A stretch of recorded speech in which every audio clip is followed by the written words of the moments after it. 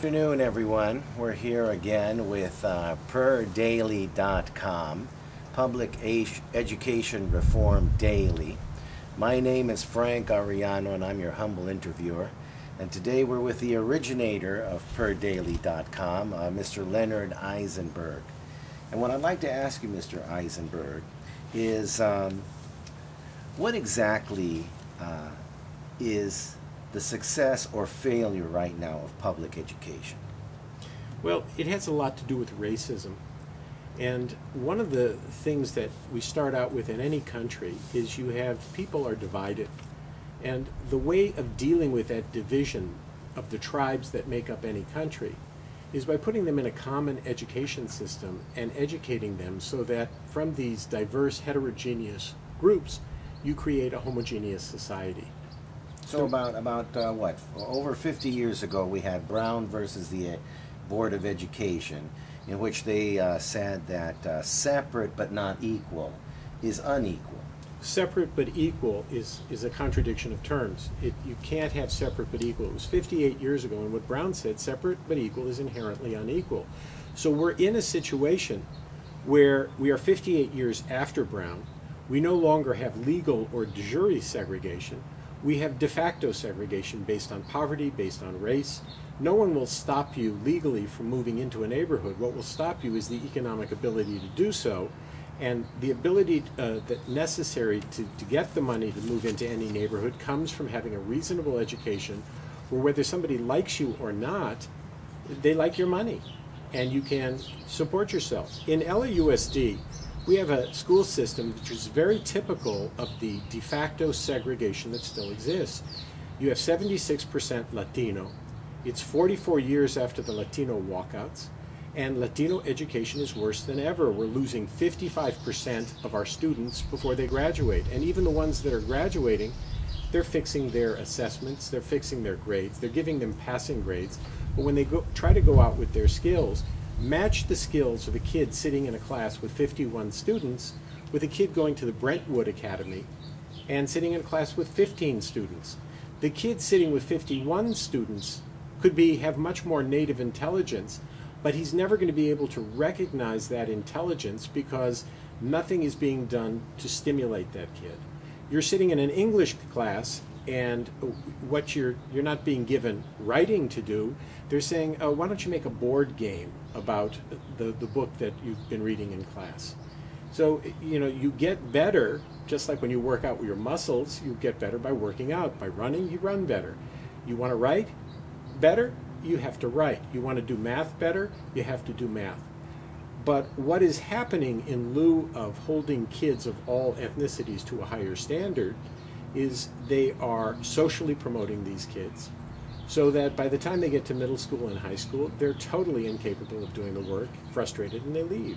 So do you believe that, in a sense, education is lowering the bar? It's lowering the bar to such an extent, and this is where the racism comes in. When you confront the ignorance that has been allowed to remain in minority and poverty communities, you have people who exist untouched. They're living in communities, I think I've mentioned before, that 65% of Latinos have never seen the ocean. They're living in isolation. We are not incorporating people into society. But all human beings get comfortable with the way they are. The real mandate of education is to confront that comfort. I don't want students in my class to be comfortable. I want to be asking them questions that question their fundamental concepts. And if they don't have the words to understand it, I need that they develop that vocabulary. But when I'm pushing those kids, what I get, you're a racist. And you go, excuse me? I'm a racist? What makes me a racist? Well, the definition of racist is you're pushing me. You're asking me to become more than what I'm comfortable to be. None of us are comfortable. When I started to run, I was in agony. When you run every day and you run 10 miles a day, I could be running right now and talking with you because I'm in shape. We have to get our population in shape. What we're doing is we're setting up a system to assure that Black and Latino children are not being taught, nor will they be taught. And if you took a school like Roosevelt High School, and if you did what was necessary in that school, or did it in any other school in LAUSD, you come back in 10 years, it'll be the highest scoring school in the district, and I'll put it up against any of the schools that are predominantly white or affluent. We've seen this already in New York with the Harlem Children's Zone. When you deal with children's needs, when you are subjective, when you don't have built-in filters that say black children can't learn and Latino children can't learn, which become self-fulfilling prophecies, if you raise the bar high and you hold people to a standard, they will rise to that standard. It doesn't matter what their ethnicity is. Now, the teacher is the one that confronts most of this dynamic in the classroom. But what happens in LA Unified if the teacher speaks up and tries to rectify some of these issues? You're targeted for removal, and one of the reasons why is that this failed public education system has been going on so long that the people that are running it, somebody said to me the other day, they said, the problem with teachers is that they're the lowest 30% of the college class. And I would say that if teachers are the lowest 30% of college classes because we don't offer a lot of incentive to become a teacher, then I would say administrators are the lower 30% of that 30%. They're people who got out of teaching. They don't have a very good education themselves. I've seen this when I've been on groups working with administrators. Most of them have difficulty writing. Most of them don't have a very good knowledge of basic fundamental skills or math.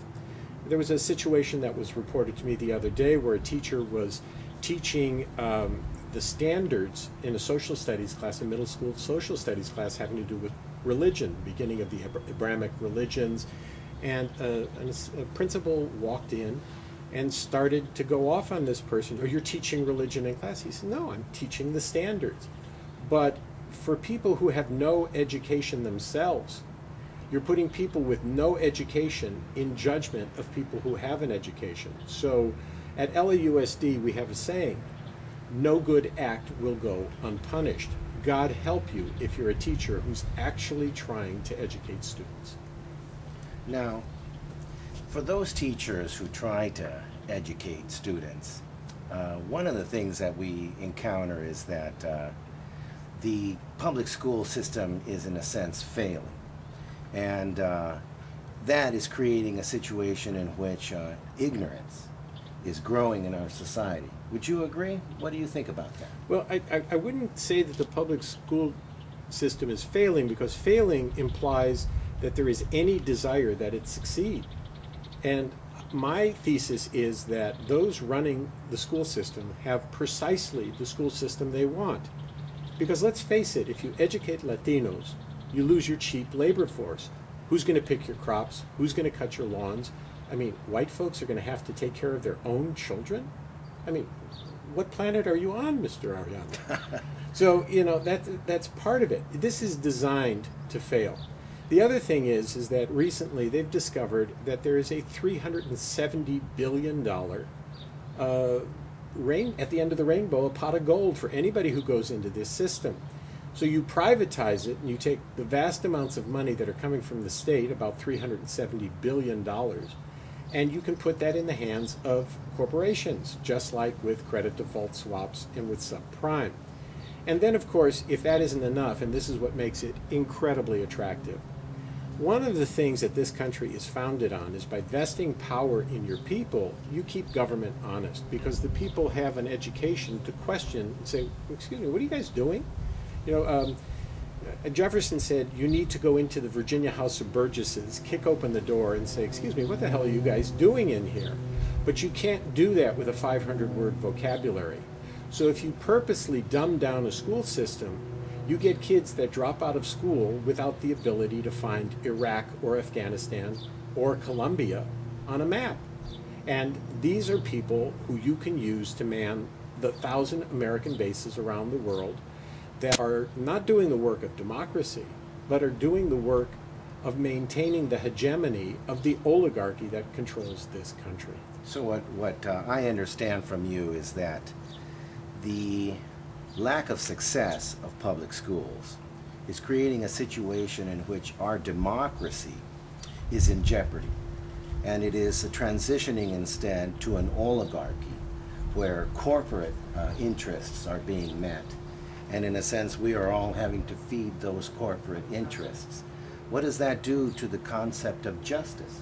Well, there is no justice as long as you play in a game that is being framed by those who are in power. Because, you know, if you see a movie like Terminator, it shows John Connor fighting the machines, and then you realize if machines were sophisticated enough to build other machines, they sure as hell would be able to find human beings with guns fighting them by heat-seeking and by all sorts of There's no way you could stand against that.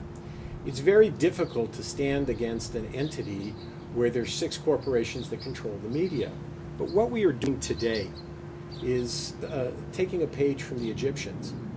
When you had 400,000 people in Tahrir Square, they had figured out a way of using social media to reach the majority, what is now called the 99%. Because with corporations controlling the media, with huge amounts of money being put into political campaigns, there are things, and we see a good example of this in public education. Lots of the things that you and I are talking about in these discussions will never see the light of day on the Los Angeles Times or any of the television stations. The people who run these stations know exactly what you know and exactly what I know. And another time on another post, what we'll talk about are some of the things that are going down now that are just not questioned. We can use the internet, we can use social media to create a voice where we are not responding to a subject that is being framed by LAUSD and the people that keep them in power at both the state and the federal level. Well, thank you very much, Mr. Eisenberg. Again, we've been illuminated about the lack of success of public education, its effects on society, and it seems that we truly are in jeopardy of not having liberty and justice for all. Yes. We'll continue this conversation again. Thank you very much.